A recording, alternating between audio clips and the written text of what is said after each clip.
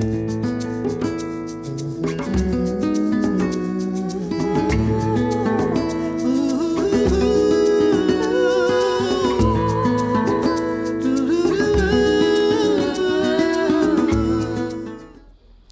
guys, good evening everyone. Welcome to today's talk show.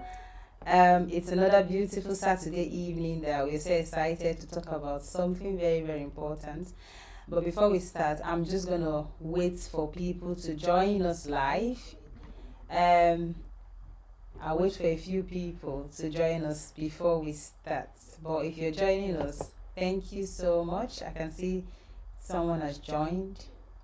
We'll wait for a lot more people to join in before we start. So if you're watching, please share the video. Let people know we are live on Facebook. Let them know we are live on the WhatsApp as well.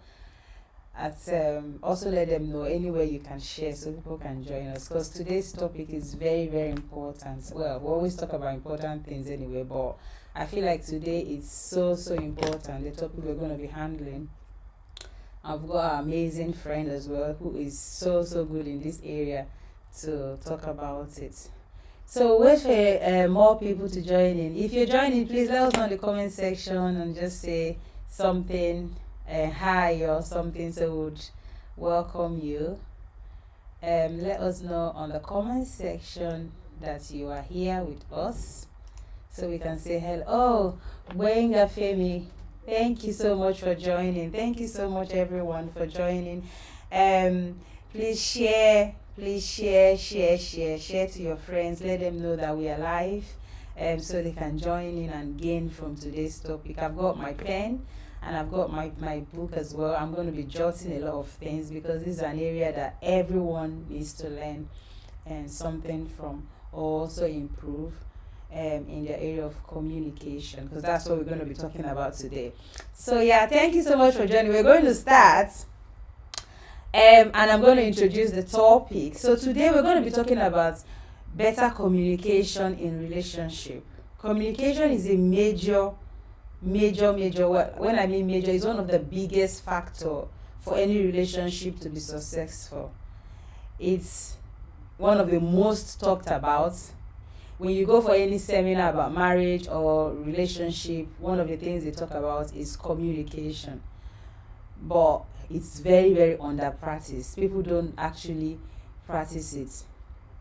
Good communication skill is one everyone who is living on earth is actually meant to possess. Even if you're not in a relationship, you need to have a good communication skill to be able to be successful in anything you're doing, even at your place of work, even with your children, your parents. So communication is not just for relationships like marriage and all of that. It has to do with everything, provided you're here on earth. So it's very important. So for you to have a successful relationship, your communication skill has to be good, at least good, for that to be successful. So I'm going to be introducing our speaker today. We've got our speaker is called Mr. Adeleye. He's a relationship and life coach. His drive and passion for successful relationship has made him get involved in educating families on different platforms, including this place. Bro Aima, as we fondly call him, is a husband, a father, and also a very good teacher.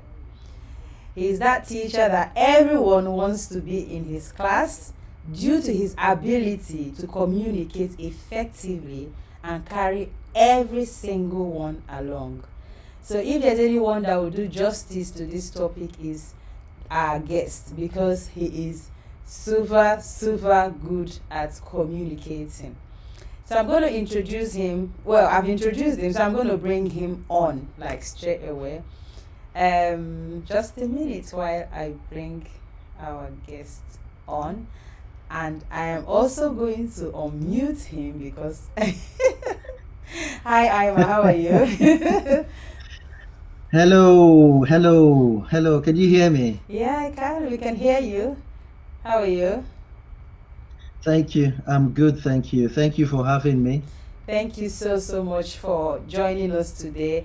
If there's anyone that would handle this topic, it's you, because I know that you are very, very good in this area, especially when teaching. I'm one of those people who have experienced or who have been under you when you've taught.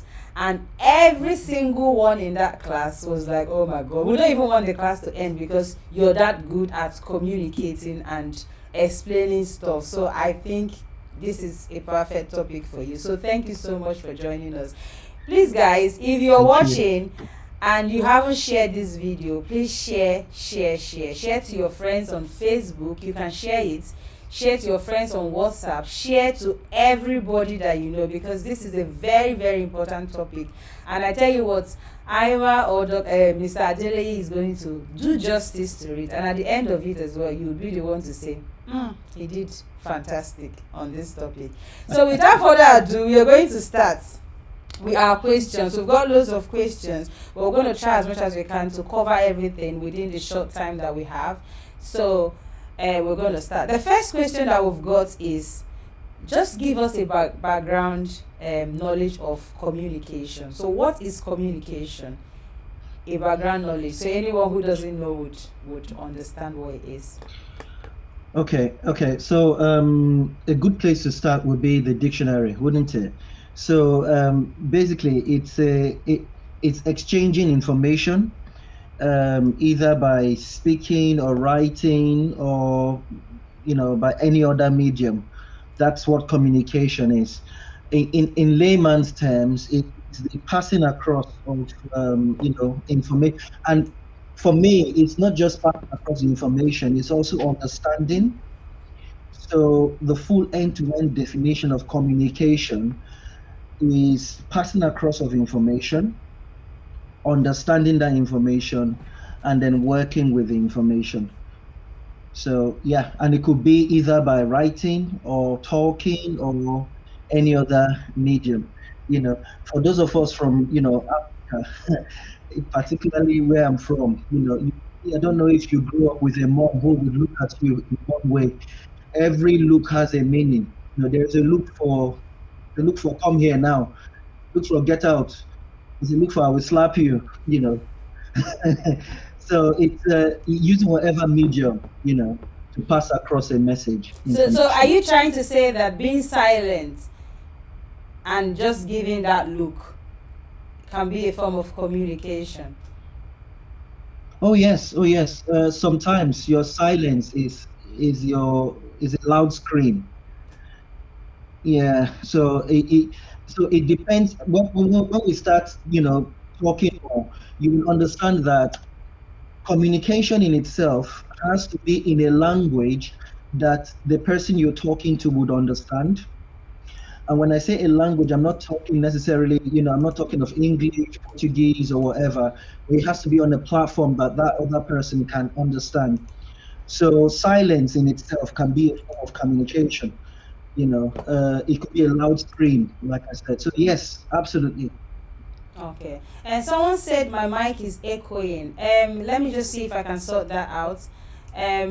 Is it echoing on your side, Ima, or is it just from, I don't know. Is it echoing on your side? I can hear you clearly. Is it still I think, is it my mic that is echoing? There's an echo on your mic. So please, can you let us know whose mic is echoing so we can fix it?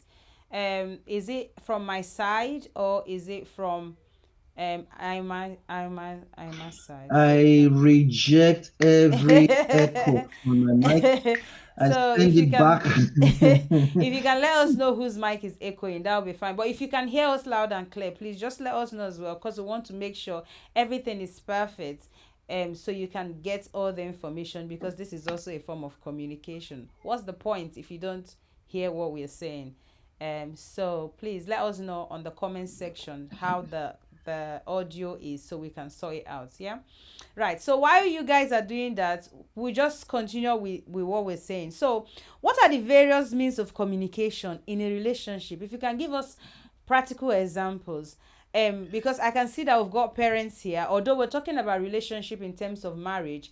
If you can give us an example in terms of marriage and give us an example in terms of father parents and children relationship. So what are the various means of communication? I know you've mentioned a few things, but if you can give us like more examples, we'll Mm. probably understand more. Okay, speaking within the context of a relationship, so it's important to understand that broadly speaking, it's speaking and writing, or verbal and non-verbal. So it's broadly divided into those two spaces. So there's verbal and then there is non-verbal communication. When you talk about verbal, that's obviously speaking. You're saying something. You're talking through somebody, or you're talking yourself. So, and then there is non-verbal communication, which is, it could be. I talked about a look before. I talked about, uh, different looks meaning different things. So non-verbal communication can also mean, it could be a touch. But within the confines of a relationship, it's important to understand that communication is expressed in your different love languages.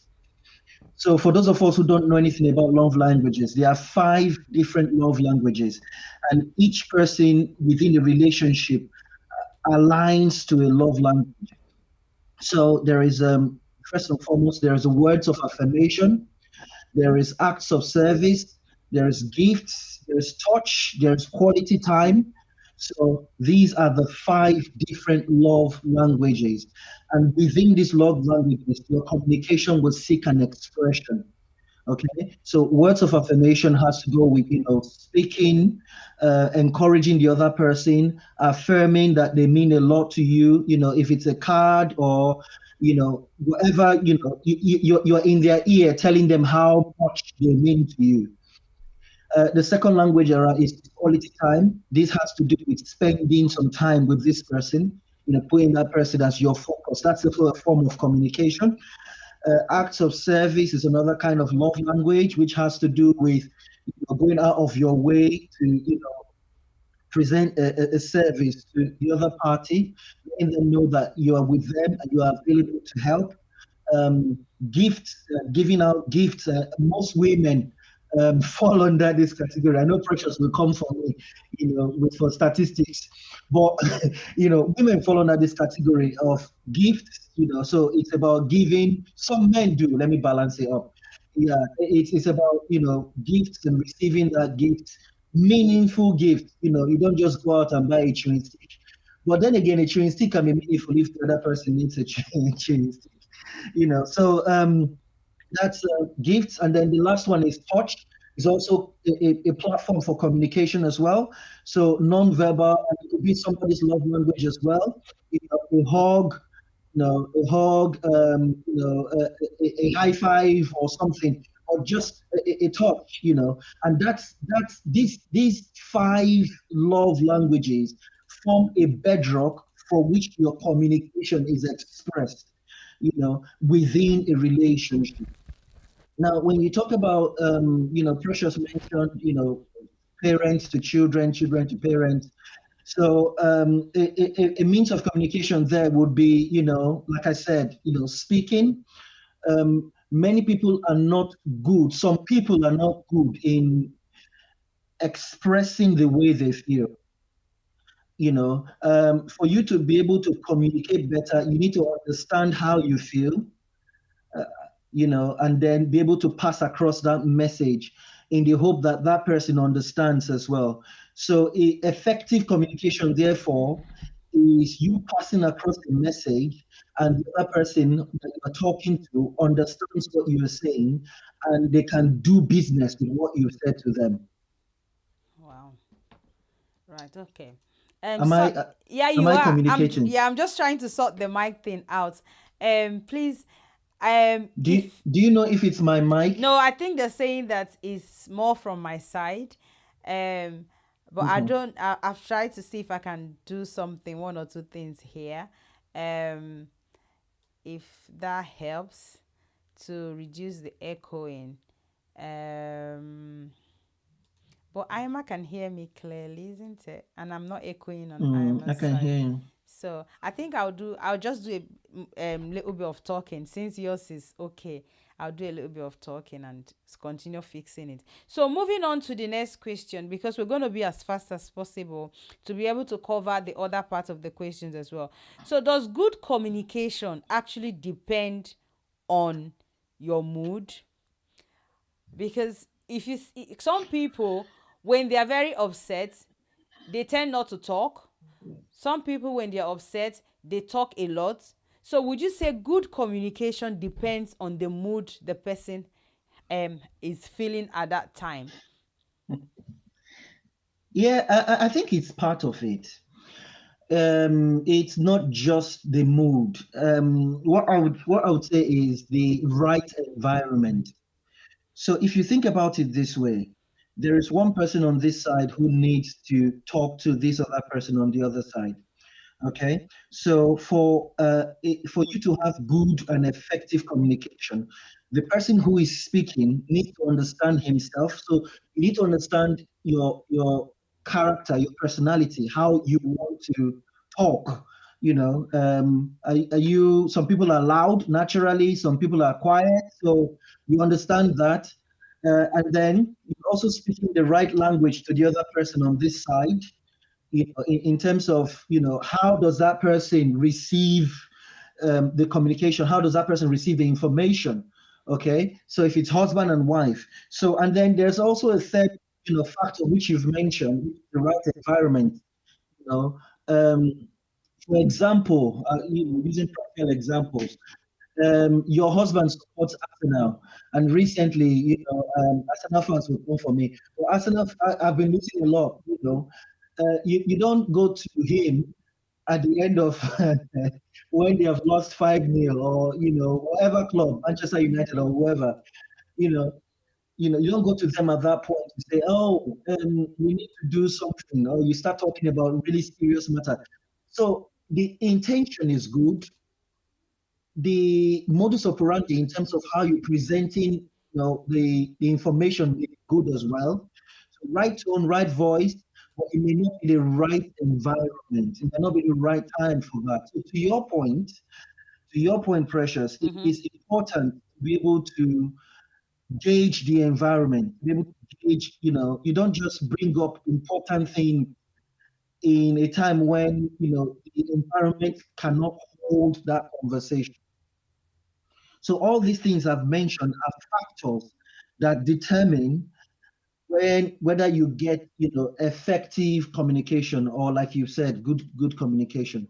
So because you mentioned something about love language, would you say in the confines of a marriage or relationship that I should be able to communicate the way my partner um understands, or would be able to understand what I'm saying, or would be able to I would be able to communicate better the way he understands, and he would be able to communicate better the way I understand? If that's the case, Absolutely. what do you do in your places of work where you don't necessarily understand how everyone understands, as in gets, how do I put in now, how everyone wants Okay. to get if you know what I'm trying to say? Because I do. in the confine of marriage, you know what you can do, but outside marriage, you may not be able to know what you can do, because you can't be able to read everybody or understand everybody's language to be able to communicate to them effectively. So what would you do Absolutely. in that? Absolutely. Yeah. I agree with you. So you've mentioned two things. The Mm-hmm. first one, I just want to, stress on it. It's very important that within a relationship, you're speaking the language that the other person understands. So I don't speak my love language to my wife. I speak her love language to her. So if her love language is words of affirmation or quality time, I would speak that language. I would provide that quality time because that's what she understands. So my own love language may be touch. So I can touch her from now till Adam comes back, but it won't make any sense to her because it's my language. So that's very important. That's really good. The second point, outside marriage or outside a relationship, maybe in a place of work, I think the basics of communication has to apply. which is first and foremost, you need to be in a place where you are listening and you are not responding because you want to respond. You only respond when you understand. Mm. I think that in itself is the backbone, the core, the root, the depth of communication. So listening in itself is very important. So and that's it's a no, it's non-negotiable. I guess that's the word I'm looking for, non-negotiable. So that's what applies outside. When you apply that basics of listening, whoever it is, you need to be able to I think if we are truthful with ourselves, um, sometimes we don't just shut up. We don't keep quiet. We are just Mm. talking, and the other person is talking. You need to take a pause and try to help that person get to their point, so that you can understand their point. And I think that works both in relationships and in your places of work as well. Wow. If I really understand what you just said now, I think you said in marriage you can speak the love language of your partner, communicate the love language of your partner. But outside your relationship, it should be more of listening. Listening should be the tool of communicating. If you can listen better, you'd be able to communicate effectively. That's what you mean, right? Absolutely. Right. Yeah. Okay. Yeah. Okay. Listening is non-negotiable. For there to be effective communication in a relationship or outside a relationship, listening is non-negotiable. You have to listen to be able to communicate better. The reason why you have to listen is because you cannot understand if you don't listen. So if you think about the process as a linear process, you hear and then you listen and then you understand. So most of the time when you're talking to your husband or you're talking to your wife and they're like, "Oh yeah, but I'm hearing you." It's possible to hear sounds, you're hearing the sound, but you're not listening. So you can only understand when you filter out the noise and you listen. So listening is non-negotiable because that's the starting point. That's the starting point to your understanding. Wow. Wow. That makes so much sense. Now, I think we're supposed to talk about listening, but we'll still go back to that as well.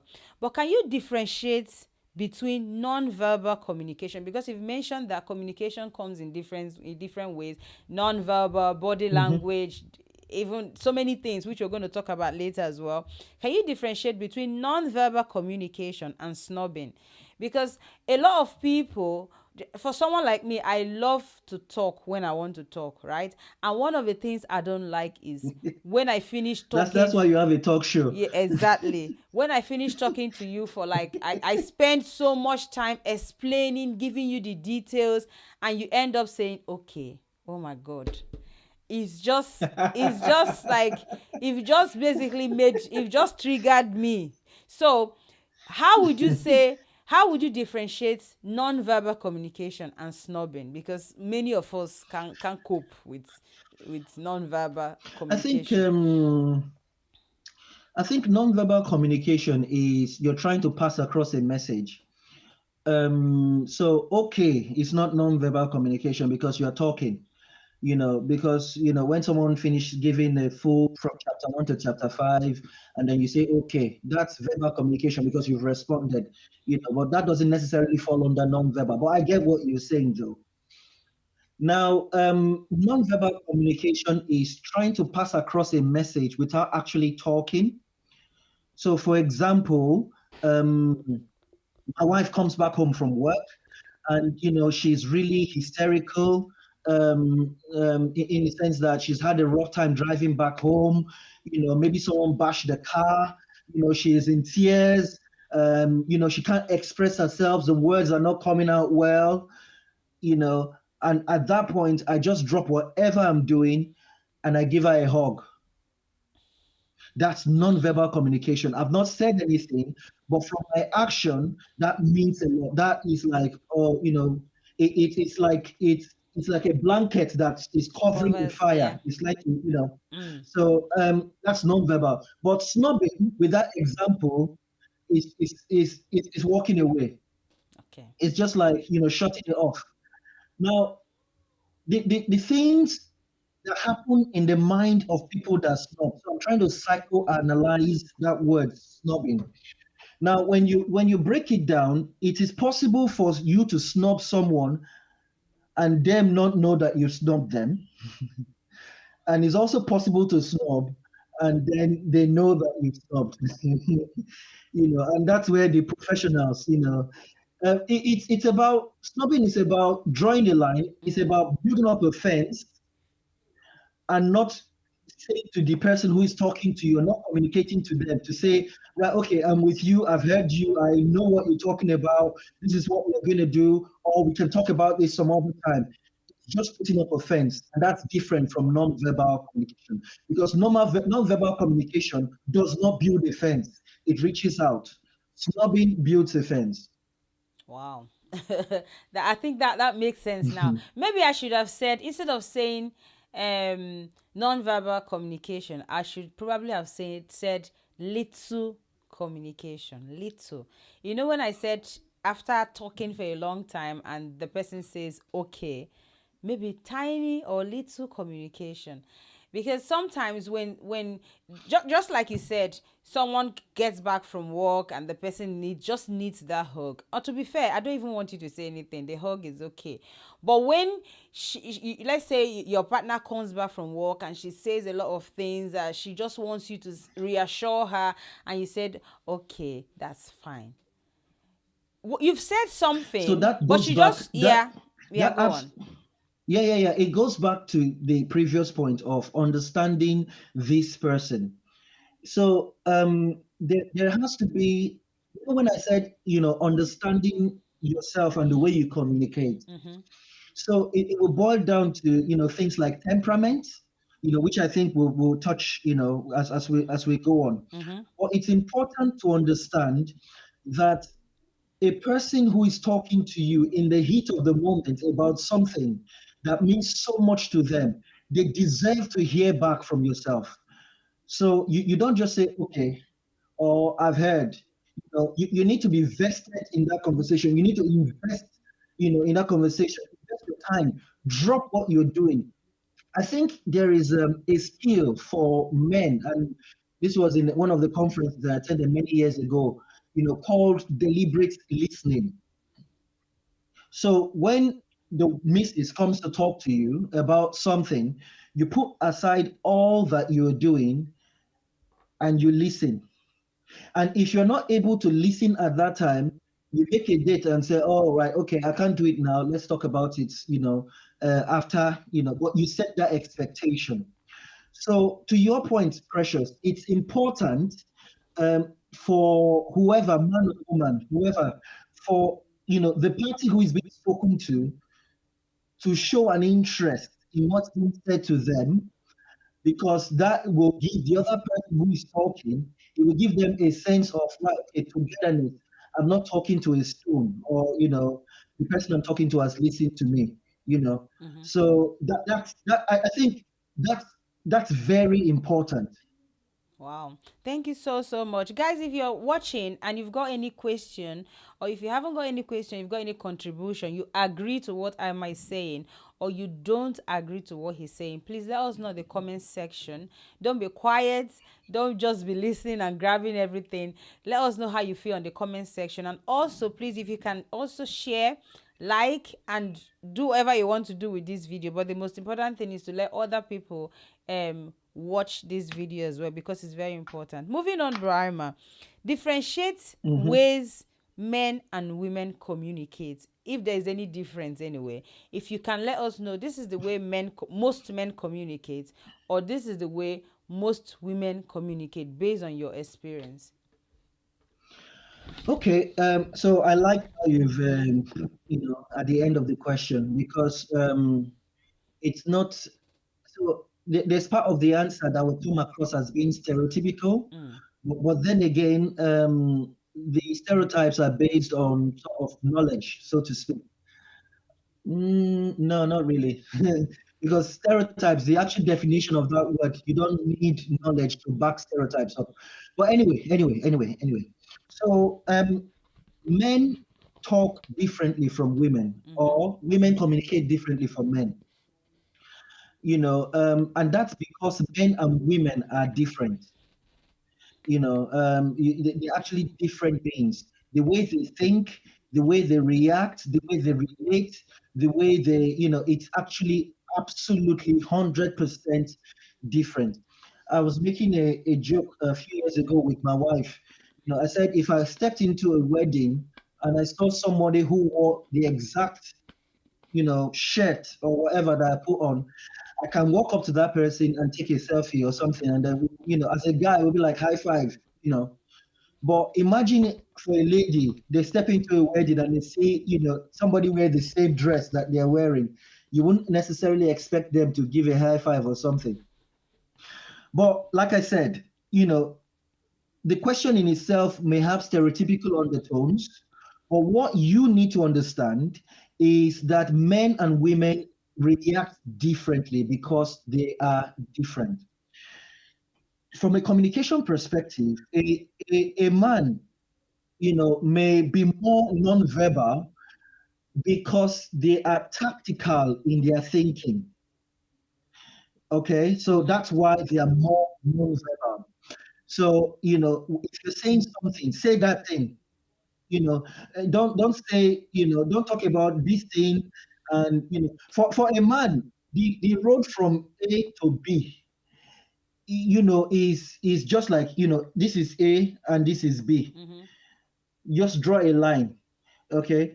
But for a woman, the road from A to B is like this. You go up, you go down, you go right, left, and then you arrive there. You know, but it's the same thing. A to B is the same thing. But a woman is less, she's very verbal, and she's very strategic in her thinking. So from the way a woman thinks, she paints the whole picture to give the man an understanding of where she's coming from, in terms of how one thing led to the other, how that thing led to the other. But the man in his head is like, just get to the point, please. What are you just So that's, for me, is the main difference. The man he deals in specifics, the woman deals in totality.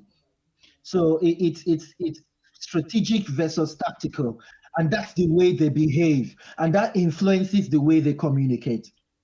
Wow.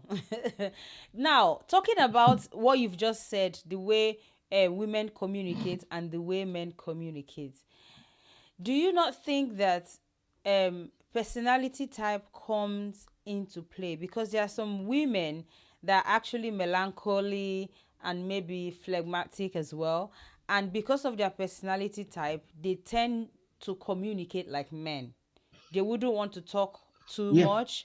They wouldn't want to do certain things the way women would, well, where the way people perceive women to talk.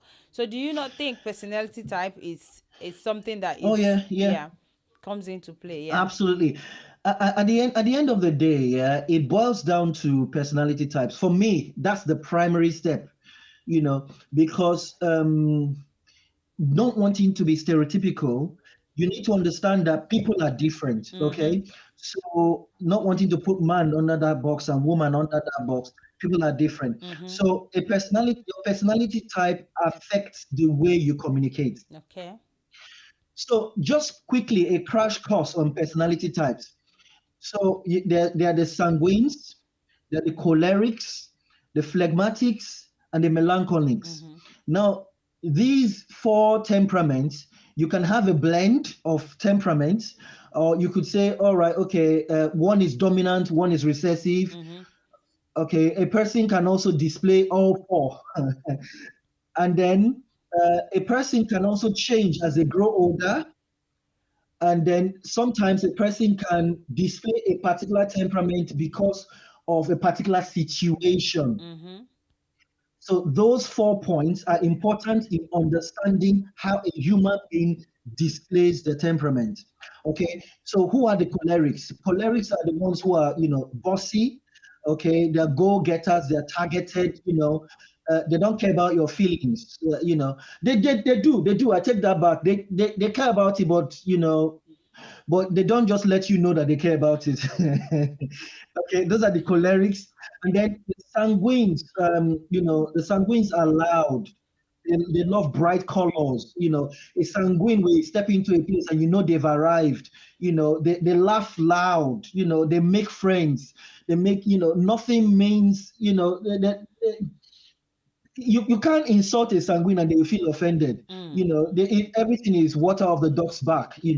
That's the sanguine. The phlegmatic is witty, is a thinker, is a peacemaker.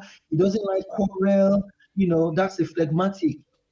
They are comfortable in their own space. They're also comfortable in other people's spaces, so to speak. Maybe in a party or wherever. That's a phlegmatic. A melancholy is somebody who they are more introverted. They think about loads of things. They carry a lot of things on their mind.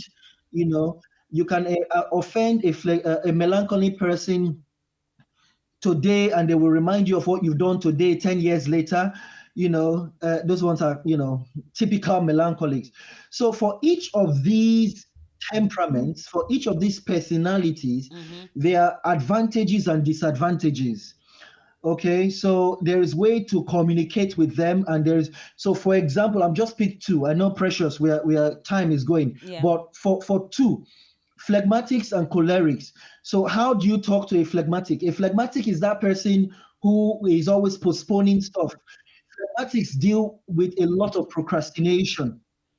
How do you talk to them? You get them to see the end picture, because a phlegmatic, the core of his being, he's interested in strategy, he's interested in end to end. So you get them to understand that, okay, you go in a peaceful manner, because they love peace. That's how you communicate with them. And then for a choleric who is, bossy, who, you show them also the end picture, and then you show them numbers for your boss in the office who is choleric, and you're talking a lot to try and convince them, and they are not listening to you. All you need to do is get the numbers in front of them, put numbers on PowerPoint. Cholerics understand numbers more than talking. But I know I'm saying a lot. There's a lot there No, to no, understand. it's very But important what you're saying. So I would actually encourage you to deal with this, because if every one of us listening would be able to know the personality type we have ourselves and the ones that our partners have, we would be able to understand the display of attitude, and be able to understand how to communicate better. Because if, for example, like you just said, I've got a phlegmatic husband and I'm a sanguine, or I'm a choleric person, I as a sanguine, I'm coming like loud, and he doesn't want that kind of attitude. He doesn't want me to be loud, because I know that's the kind of person my partner is. I'll be able to manage it. That spirit control temperament anyway. absolutely, Yeah, so absolutely. I think it's very good what you're saying, so don't hold back in your explanation. So there are pros and there are cons, okay, for each of these temperaments. So advantages and disadvantages. So and then there are also things that each temperament struggles with. Okay, the melancholic will struggle with forgiveness. So if you've got a melancholy as your partner, they will hold things to their hearts. They're not forgiving you instantly. Okay, that's what they struggle with. Like I've mentioned, the phlegmatics will struggle with things like procrastination. Okay, the cholerics will struggle with things like pride. So if you have a husband or you have a wife who is very, very proud, I would tell you that maybe 8 out of 10 times they are choleric in their nature. So so Okay. so And how can I just say something in terms? Okay, you've explained these personality types, right, to Rose, and I believe a lot of us who are listening would be able to understand at this point. You should be able to know what personality type that you are yourself, and the one that your husband or your partner is himself. Now, if you don't understand, you can go online, do your research and all of that. In terms of communication, can you please explain how we can communicate with these different types of personality type, that so that we'll be able to know how to manage and communicate effectively with these four temperaments? I'm sorry. I know Okay, that I like I didn't. said, the This was not our plan, but I think God wants us to talk about it. That's why we're no, going it's there. Yeah, absolutely fine. yeah. No, no, no, no, it's fine. So, like I said, there are basics that apply to any type of communication. Number one basic in terms of the elements of good, effective communication is listening. So, whatever personality type you find yourself in, you have to, listen. Okay. So, and then secondly, there has to be understanding because you need to understand what that person is either saying to you or not saying to you. And that's also, sometimes you can also check your understanding. For example, the missus says something to you, and then you go, "Is this what you're trying to say? Is this your point?" Okay, so you can narrow it down, and it helps you understand better. Now, back to Precious' question about how communication, is structured for these different temperament. So, for example, the I'll start with the phlegmatics. Okay. Now, for the phlegmatics, you have to not just you don't come in a bossy way. You this man, you are very useless. I told you to do this yesterday or whatever. You don't come in their ear. Phlegmatics don't like people who nag. And dare I say that nagging is not something associated with women alone. Okay, men also nag. If in fact, I personally believe that men nag better. I don't have statistics, but you can quote me.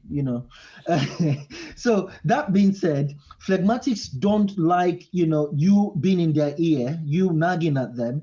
Phlegmatics want you to put a picture to them in a way that you are not quarreling. It's peaceful.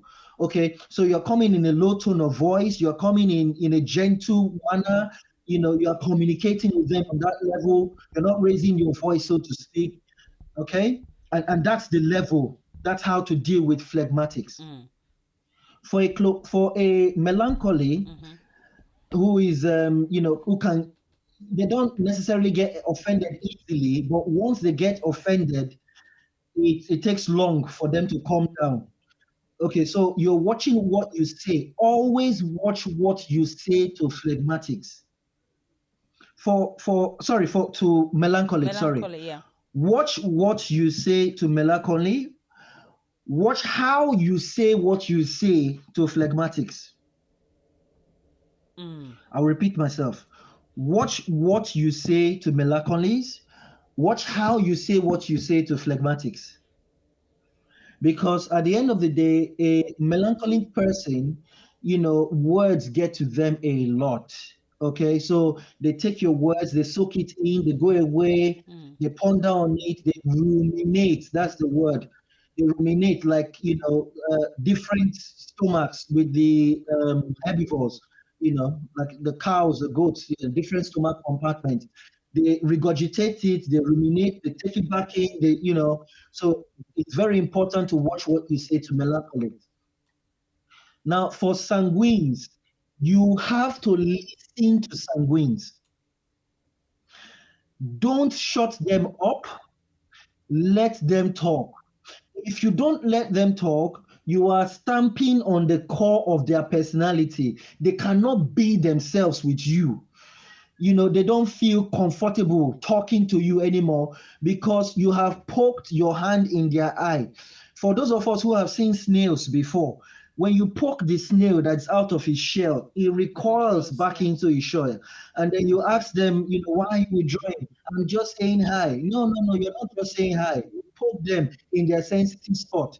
So for a sanguine, forget the fact that they are loud, they're also sensitive.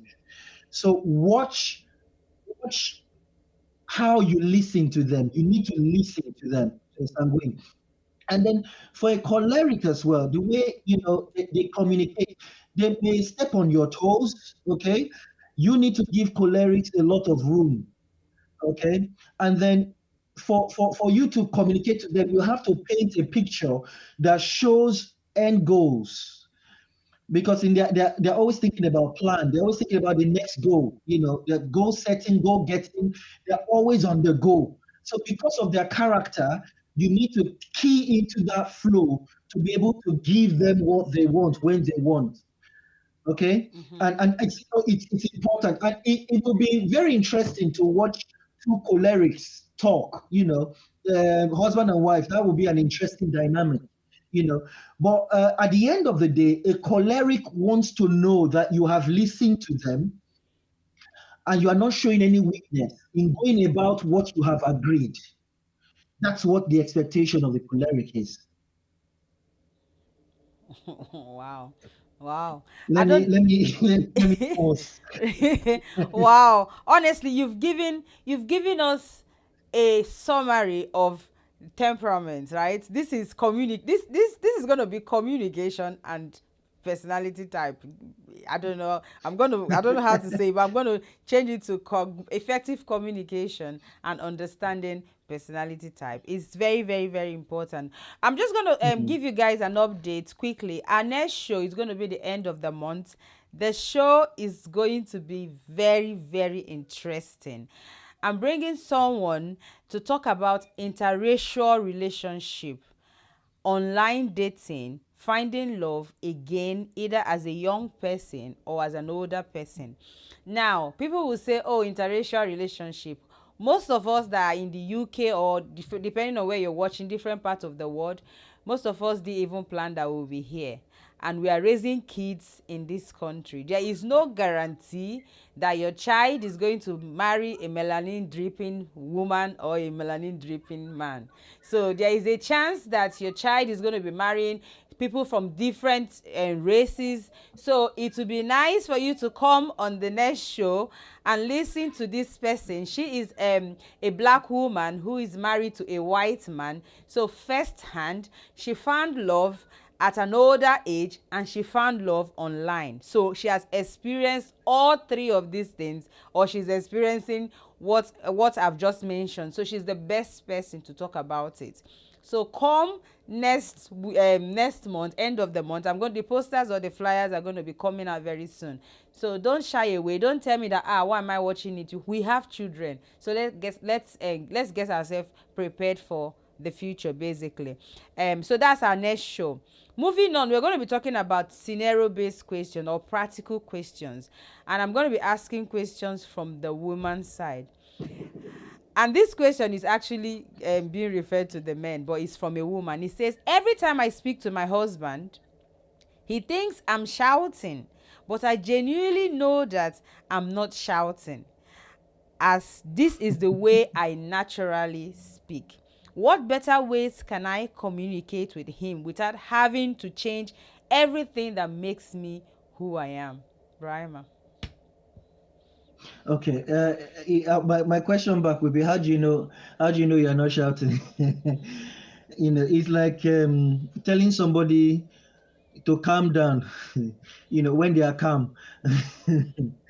So the thing about it is there has to be understanding between both parties. Mm, So Precious, like I was saying before, there has to be understanding.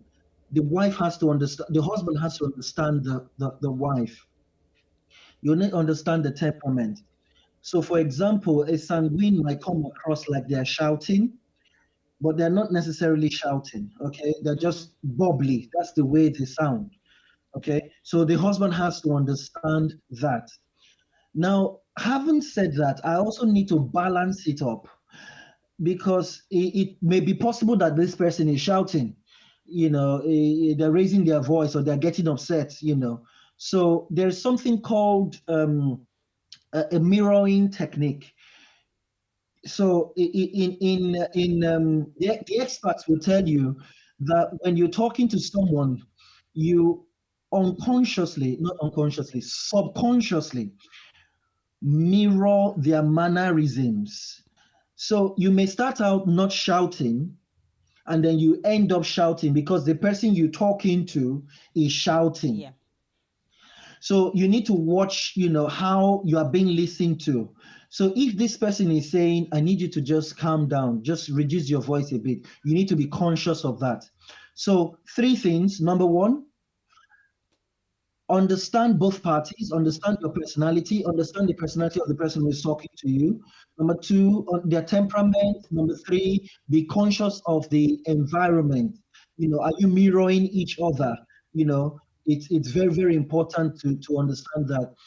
And at the end of the day, if a person says, just reduce your voice a bit, then reduce the voice a bit. If they say speak up a bit, then speak up a bit. Let us not be angry for things that we should not be angry for. Don't waste your anger. I mean, for those of us who are Christians, be angry at the devil. There's a lot of things to be angry about. The world is going haywire. But jokes apart, there has to be an understanding for both parties, on how your temperament is and how you relate with one another. And also be conscious of, that voice that comes across. Because sometimes, you just want peace and quiet, so to speak. And there has to be that understanding. Wow. So thank you so much. I'm just going to read a comment here. Dennis said, good teaching. Thank you so much. And Hamadip Bra said, good. Thank you so much. BC said, you can reflect back what you heard and ask your spouse if that is what they are saying, which is a very good way of communicating and understanding as well. I think that's mostly done with Mhm. children, especially when a child says something. And now, I'm going to talk about selective hearing because we haven't said anything about it. This has just reminded me about selective hearing. There are some people, when you say something to them, they pick and choose what they've heard and probably leave the other part of it. Does that have to do with personality type as well, or you think the person just decides to pick, okay, I've heard this, but I'm not going to mention the other ones that you've said, or just basically picked the areas that are important to him? Do you think that's something that has to do with I don't, I personality? don't, Yeah. I don't think it's a fruit of personality types, because regardless of your personality, you can display selective hearing. It's just you deciding not What to you want. listen to everything. You know, I know my wife is listening to this, talk show today. I can boldly say that in the past I have displayed selective hearing. If we're honest with ourselves, we do it. So it's just deciding not to listen to everything, to pick up the points. But where they will catch you is where they ask you question. And you They ask can't you a say, question. Okay, so yeah, you can't say what and yeah. then you say, so who have I been talking to? So I think to your point, and I mentioned this earlier, there has to be an act of deliberate listening Mm, to be able to progress into understanding. mm. You need to listen to everything. You need to make it deliberate, make it conscious, make it intentional. So put aside everything you're doing and listen to this woman or listen to this man that is talking to you. And then from there you can progress into understanding. Mm. Wow. Okay, Yeah. so it has to be for both sides as well, and it's not necessarily personality types. Like I said, It's, any personality type can can want to display display that. selective hearing, Mm. but it doesn't help. Selective hearing doesn't help effective communication.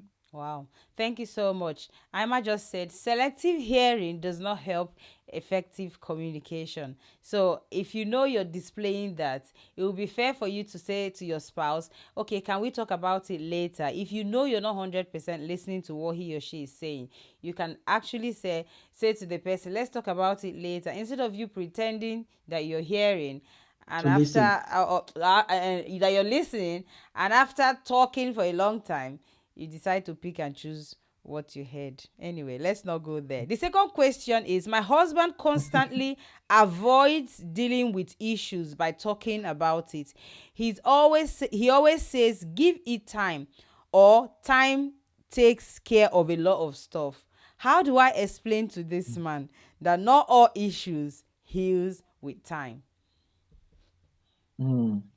I don't know how you're going to explain to him, but I think you are right when you say all issues are not dealt with in time. Mm, So let me put it this way, I'll rephrase.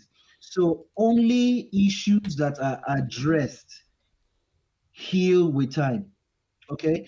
You mm, cannot say there's an issue, I'm not going to do anything about it and expect time to sort it out for you. What you find out at the end of the day is time will leave both of you broken, okay, because that issue has not been dealt with. What they say it heals with time, it just means that people will start to forget, or there will be lots of water gone under the bridge and there will be a resetting. But an issue is an issue till it's dealt with. I was talking to somebody yesterday and I said it's about, and I've used this analogy with my missus a lot.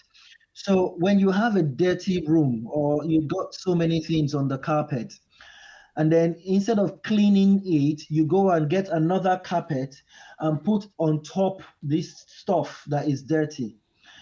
Okay, to you, your house is clean, but there are underlying issues. Underlying issues may not bring fruit today, but it will always bring fruit tomorrow, because you will begin to wonder, how did we get here? And then you'll begin to tie things back to an issue that you haven't resolved. mm, So there has to be you have to be deliberate about addressing issues. You need to be, I mean, if you think about the ostrich, there's a picture of the ostrich where, they said that the ostrich, when it sees its enemy, it puts its head, or when it sees anything, it puts his head in the sand, thinking that because it's no longer seeing, the thing he has seen, that thing is no longer seeing it. But I mean, we're talking about an ostrich here. mm, So it's a foolish tactic to hide and shy away from issues that will come and bite you in the future. So only addressed issues heal with time. Now, to this person who is asking this question, I'll give you two tips. Number one, let them know that this issue is important to you. mhm, I don't know how you go about doing that. There's different strokes for different folks. Okay. But do your best to let the man know that this issue is important to me. I want us to talk about this Yoruba movie, or I want us to talk about the Russia movie, or whatever issue that is important to you. Let them know it's important. mhm, That's the first step. mhm, And then the second step, be intentional about talking about it. mhm, Okay, just be deliberate about it. I'm using these words a lot because sometimes the reason why they shy away from dealing with it is because they think that you don't know that the issue is important, it's not important to you. Do you get what I mean? So mhm, in their head, they're saving you from yourself. They're saving you from yourself. So they're not dealing with it because no, she will come to her senses later. But if you cross all those hurdles and bring out the points to say this is important to me and this is what I want to talk about this issue. wow, Okay. yeah. And that will, it helps drive a resolution. Yeah, I'm just going to read a few comments, which I think these comments are very, very um, important. Kelly Ken say, thanks for that question and the answer. Well done.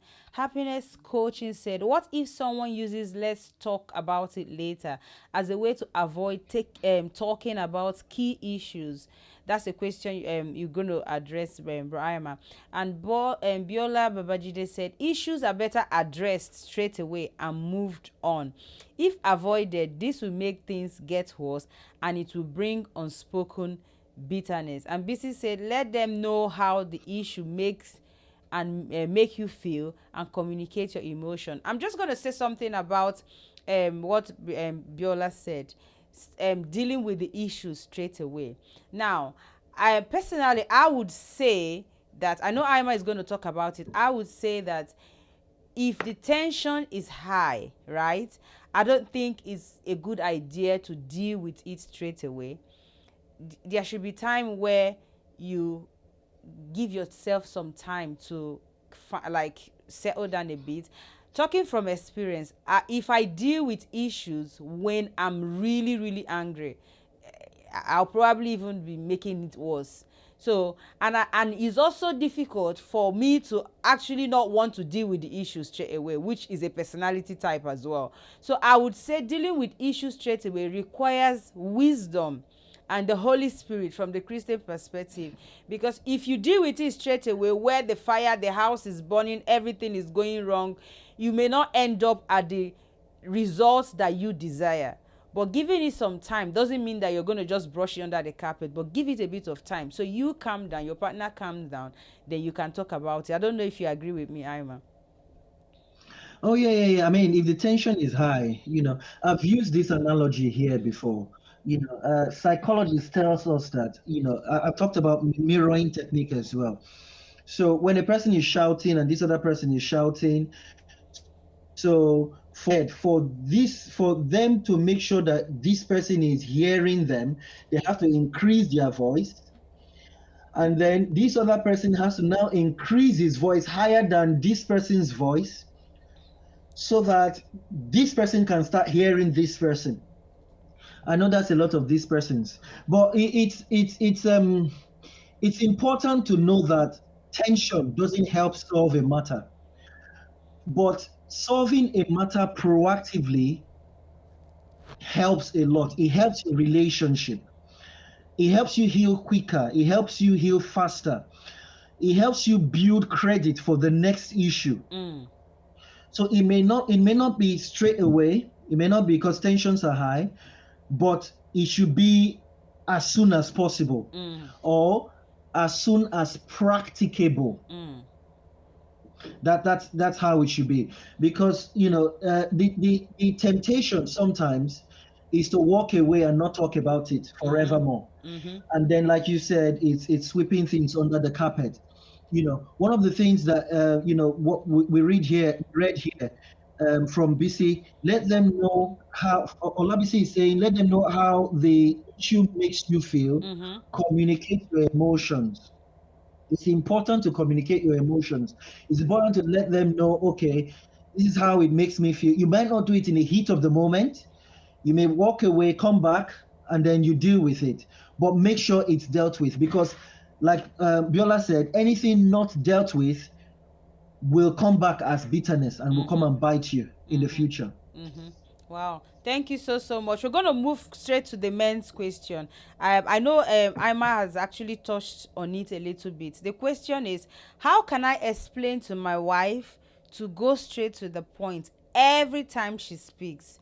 I love her, but we even love her more if she understands that it's not necessary to give all the details. So this is a man asking, how is he going to explain to his wife to go straight to the point when she wants to explain all the details? See, I think for me it's an easy question because I'm talking from guy to guy. See, let them talk. Okay, let them talk. Let your encourage. See, your wife that is talking to you today, you don't know what you are enjoying. Let her talk. Soak yourself, immerse yourself in her gist. If there is a way you can get her to even talk more, get her to talk more. Build credit for future. It helps, because when she talks, in her head you are letting her be herself. When she's confident in the fact that her spouse has got her back, in the sense that he lets me be myself, you get into her good graces. And like they said, I was going to say, like he said in the Bible, but it's not in the Bible. Happy wife, happy life. So it helps. Let them talk. Be patient. Another thing for a man, you've got to be patient. It takes patience to listen. Sometimes ask question. Be deliberate about it. Ask question. Get what she's saying. If she's saying that the man that, well, I saw a man wearing red trousers today. As he was wearing red trouser, something came out on the back of his head. Ask her, is the right side of his head or is it the left side? Get involved in the conversation. You know, Jokes apart, men, we need to be patient Mm. to listen. We need to be patient to listen. Don't hurry her up all the time. Okay? Yeah. Don't hurry her up all the time. Yeah. Because you're not just her husband, you're also her, she's looking up to you, and it's companionship. Mm. Companionship is not complete until both parties are naked and not ashamed. Mm. I don't mean cloth nakedness. I mean you see me as I see you. Mm. There's no barrier. Mm. Okay, I'm Mm. letting you be you, and you are letting me be me. Mm. And I understand and appreciate you being you, and you understand and appreciate me being me. And there is no barrier. Okay, that's companionship. So let them talk. Let them talk. Be patient to listen. Yeah. Yeah. Mm. Thank you so much. We're going to go to the final question, which this question is also from a man. And when I saw this question, I quickly remembered something that I watched. I watched a program where they invited a group of men to talk about what women should know about them. And one of the things that they all anonymously said was the fact that women like that sit down conversation, and men don't like it when a tiny conversation the woman says to them, can we sit down and have a conversation? Whenever a woman says that, it literally scares them because they feel, oh my god, what is it again? So now the question is, not every tiny misunderstanding that happens in the house requires a full-blown sit down talk. Can you explain to women that some things does not require sit down, let us have a chat? He can just have a chat while I'm doing what I'm doing. Please, can you say that, explain that to us, please? Women, what can I say now? You want to put me in trouble? All these men. So I think it's a good point. A few weeks ago, I think I was in this position with my wife when she said to me, she sent me, it's going to be a funny story. So I was working from home and I got a text message from my missus, and she said to me that we need to talk tonight. There's something we need to talk about. So, as a man, for all the men who are listening to me right now, you can put your comment in the comment section. If it is you, how will you react? Your wife sends you a text message out of the blue and says, we need to talk tonight. There's something I need to talk to you about. I guess it goes both For a ways. man, It goes both ways, Aima. Because no, if I I don't receive, think. I think because no, if I no, receive, no, if I no. receive a text message from my husband saying we need to talk, You, oh my god, I'm literally scared because I don't have a clue what that conversation is. So I think it goes both I ways. think, I think, I think for us, okay, you want to drag this thing with us, Abi? No, no, no, Okay, okay. let's. It's fine. It's fine. Let's let you have it. But at the end of the day, the point is, you're setting a tone for a conversation. Okay. I agree that not all issues need to have a full blown conversation. Now, but then again, it depends on how you define full blown conversation. Let each relationship work within the confines of their understanding, work within the tradition and the culture of your relationship. What works for you? You need to come to an understanding, husband and wife, come to an understanding of this is how we deal with our issues. We always have full blown conversations, or we don't always have full blown conversations, or we define what full blown conversation is. Okay, so depending on the issue on ground, so you need to define your tradition, you need to define your culture within the confines of your relationship, and then use that definition to deal with your issues going forward.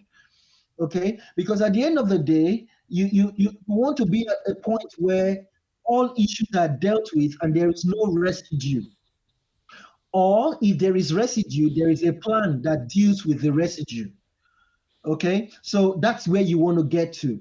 Okay, so I would encourage all men, and I know this makes sense, or let me say, I encourage all women.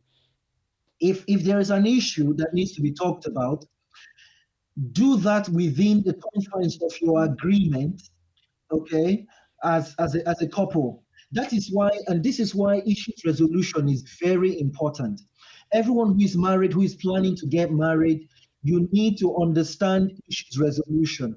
There needs to be a plan on ground on how to resolve issues. And when there are issues, you need to be able to forgive each other. Okay, forgive each other and don't hold things too much to heart.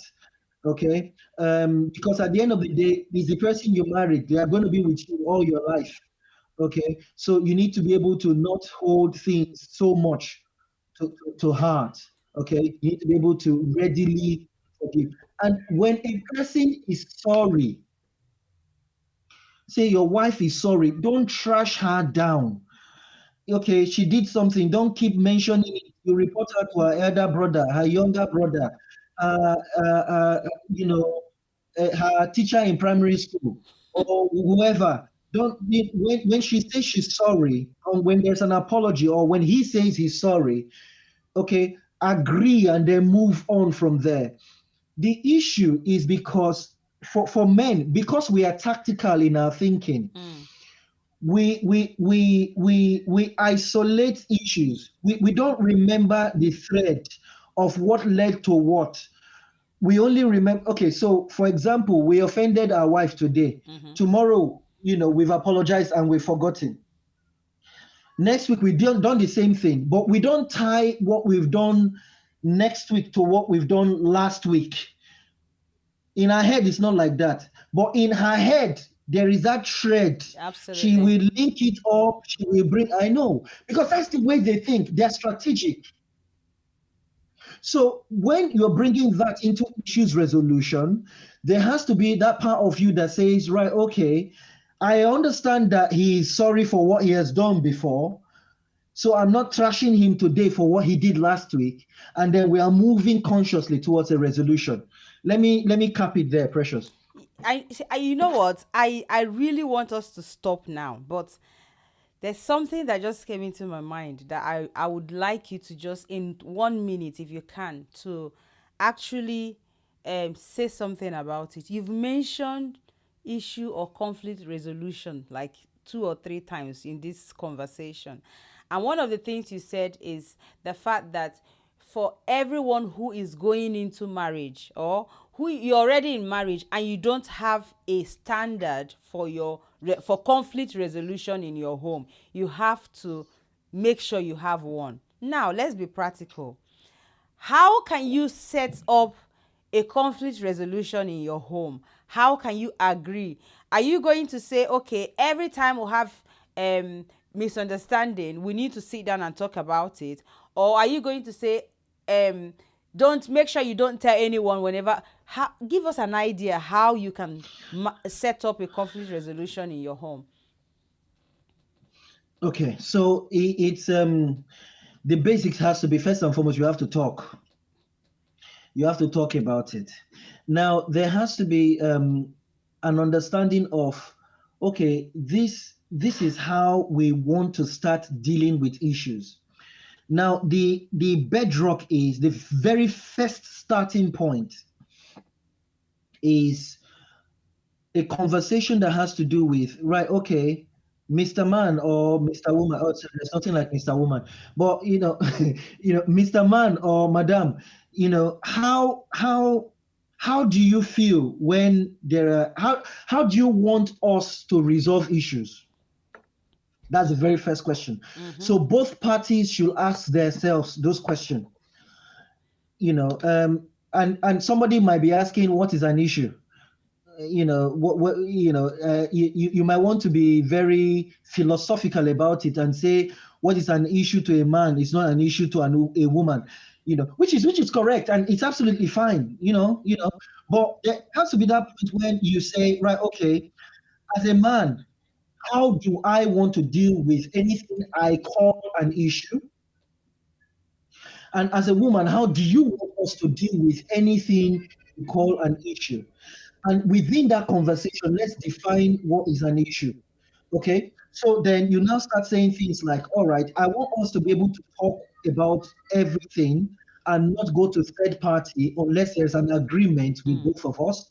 So that's number one. And then you go on to say things like, right, okay, each thing between us should be resolved within a certain time frame. We should not go to bed angry with each other, Mm-hmm. and stay committed to those things.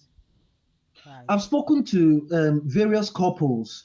There's a couple I was speaking to a few months ago who actually agree issue resolution, but when the time comes to execute their issues Mm-hmm. resolution, it's a problem. So Mm-hmm. it's not just talking about it, it's about doing it. Unfortunately, there isn't any drug you can take that will make you start doing what you've talked about. Those days, maybe flogging will help, Mm. but but these days, when you're married, you're an adult, you need to move beyond talking to doing, Mm. because at the end of the day, you are in a marriage or you are in a relationship, and it's your responsibility to make it work. You have to make it work. It's your responsibility. If you're unhappy in it, it's both of you. If you are happy, then it's both of you. It takes a lot of work. Both parties need to be committed. I Sometimes when I talk to some couples, I don't think people sat down and understood the full length and breadth of what marriage is before they got into it. Mm. Mm. I think they started learning when they found themselves in marriage, which is not bad, but that process has to continue. Mm. Okay, you need to continue. You need to have that conversation with your spouse. Yeah. Wow. Thank you so so much, guys. Honestly, I've learned a lot. In fact, we came here to talk about communication, but I can tell you we've talked about communication, we've talked about personality type in details, we've talked about communicating with different personality type. We've talked about conflict resolution. Honestly, I feel so blessed, and I know that you're blessed as well. I'm just gonna read a few comments before we go. It's Simon said, let her offload. Women find it therapeutic. And BC said, women are storyteller, like we like process, so please, our men, indulge us. Let her talk, don't try to change her. Your wife should be able to be free to express herself. That's Biola. And Anu said, exactly. Men says a woman talks too much, but if the same woman abandons him and starts talking to her friends, the same man is jealous, and we must appreciate each other. And she also says, we measure the issues. Who measures the issues? Every issue is small to a man. Well, so yeah, we're gonna stop there for now. I just want to say thank you so much for coming online to watch with us. Thank you so much, bro Ayama, for honestly, on the comment section, please can you just agree with me? Ayama is good at communicating. On the comment section, just say something about it. Agree with me, because he's so good at it and he carries everyone along. I just want to say thank you so much, Irma. I Thank don't you. know, I Thank don't know you. what to say. God bless you. So for our next show, please join us. It's going to be a very beautiful show. You don't want to miss it. Don't say my wife, my child is not going to marry this, my child is not going to marry that. It's not in your hand. Come so you get yourself prepared and get ready for the future. You never know what the future holds. So thank you so much for watching us. I don't know if you have anything to say, your last words, you want to say goodbyes or anything to the people before we go. Yeah, thank you. Thank you for having me. Guys, thank you. I'm going to look in the video later and the comment section. But thanks everyone for getting engaged, with what we're doing here. We can only get better. Okay, so don't stop. Keep doing. For everyone who is striving for their marriages to be better, keep at it. Don't stop. You're doing well. You're doing well. You'll get there. Okay. Yeah. Cheers, everyone. Thank you. Right. Thank you so much. And we will see you the end of April for another fantastic talk show. Bye for now, guys. Bye. Bye. How do I end this?